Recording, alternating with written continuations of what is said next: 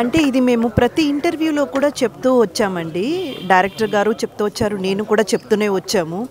ఇది అనవసరంగా ఒక మతానికి సంబంధించినట్టు ఒక ఇది క్రియేట్ చేసేసారండి. ఒక సినారియా ఒకటి క్రియేట్ చేసేసారు. యాక్చువల్గా అలా కాదండి. ఇప్పుడు సర్దార్ వల్లభాయ్ పటేల్ మన ఇండియాని ఒక యునైటెడ్ ఇండియాగా చేశారు. అది నిజమే కదా. రజాకర్లు చేసిన అట్రాసిటీస్ నిజమే కదా.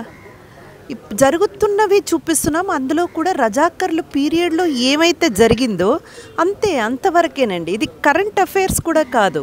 ఈ మూవీలో మేము ఎక్కడ కూడా డైరెక్టర్ గారు ఇప్పుడున్న సిచ్యువేషన్ కానీ ఇప్పుడున్న సమాజం గురించి కానీ ఇది కొన్ని సినిమాలు ఉంటాయండి, అప్పటివి చూపించి మళ్ళీ ఇప్పటివి చూపిస్తారు. అలాగా రెండు వెరైటీగా చూపించిన మూవీ కూడా కాదండి. ఇది ఓన్లీ రజాకర్ల పీరియడ్లో ఏం జరిగింది, రజాకర్లు చేసిన అట్రాసిటీస్ ఏంటి, వాళ్ళ నుంచి ఈ హైదరాబాద్ అన్న దాన్ని తీసుకొచ్చి ఇండియాలో ఎలా కలిపారు, ఎలా యునైట్ చేశారు, అంతవరకేనండి. ఇది చరిత్ర. మీరు గూగుల్లో సెర్చ్ చేసి చూసినా ఇవే ఉంటాయి, మీ చరిత్ర పుస్తకంలో చూసినా ఇదే ఉంటాయి. మరి దానికి ఎర్ర ఛాయం, కాషాయపు ఛాయం, పచ్చ ఛాయం ఇవన్నీ ఎందుకు కొడుతున్నారో అర్థం కావట్లేదు. నేను ఒక్కటే సార్ చెప్పండి సార్. అదేనండి, అదే చెప్పొస్తున్నాను. ఇది కేవలం రజాకర్లు పీరియడ్లో ఏం జరిగిందో ఆ జరిగినది మాత్రమే చూపించారు. అందులో ఎంత నిజాయితీగా మా డైరెక్టర్ చూపించారంటే, ఈ 6th నవాబు ఉన్నారు కదండి, లేదు అంతకు ముందు ఉన్న నవాబు ఉన్నారు, మెహబూబ్ అలీ ఖాన్ అని, ఆయన ఎంత మంచివారో కూడా ఆయన చెప్పారు. 7వ నవాబు వచ్చేసరికి ఉస్మాన్ అలీ ఖాన్ దగ్గరికి వచ్చేసరికి ఆయన ఎంత ఇలా ఈయన క్యారెక్టర్ చేశారు, కాసిం రజ్వీ క్యారెక్టర్.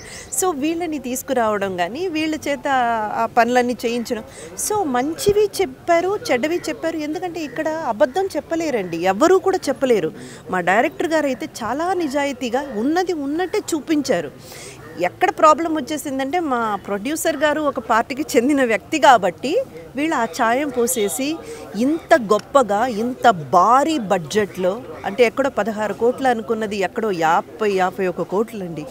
ఏ ఒక స్టార్ కాస్ట్ లేకుండా, పెద్ద హీరోలు లేకుండా, పెద్ద ఒక ఏమంటారు ద సో కాల్డ్ క్లీషేస్ ఏమి సినిమాది ఏవీ లేకుండా అంత బడ్జెట్ పెట్టి మనందరికీ ఈ చరిత్ర తెలియాలి, దీని గురించి తెలియాలని ఎంత కష్టపడి డైరెక్టర్ గారు కానివ్వండి, ప్రొడ్యూసర్ కానీ చేసిన ప్రతి ఒక్క ఆర్టిస్టులు అంత కష్టపడి ఒక మూవీ తీసుకొస్తే అది తెరకెక్కించడానికి ఎంత కష్టపడ్డారో, ఇప్పుడు దాన్ని రన్ చేయడానికి, దాన్ని జనాల్లోకి తీసుకెళ్ళడానికి కూడా అంతే కష్టపడుతున్నారండి. ఇది చాలా బాధాకరమైన విషయం అండి. బాగా చదువుకున్న ఒక కుర్రోడు ఉద్యోగం సంపాదించుకోలేక, మన కుటుంబాన్ని పోషించుకోలేక, జీతం లేక ఎంత ఒక నరకయాతన పడతాడు కదండి. దానికి ఏమాత్రం తక్కువ కాదండి మా ప్రొడ్యూసర్ గారి బాధ. పాపం ఆయన ఉన్న డబ్బులన్నీ పోగేసి పైన 51 కోట్లైనా పోగేసి ఒక చరిత్రని భారీ బడ్జెట్లో ఒక పాన్ ఇండియా మూవీ కింద తీసుకొచ్చి, ఇదిగోరా నేను చూపిస్తున్నానని చూపించినప్పుడు దానికి ఒక ఛాయం తగిలించి ఇలా జనాల్లోకి విభేదాలు క్రియేట్ చేయడం అన్నది నిజంగా బాధాకరం. ప్లీజ్ అండి, మీరైనా మీడియా మిత్రులు అందరూ కూడా స్ప్రెడ్ చేయండి. ఇది అందరూ చూడాల్సిన మూవీ.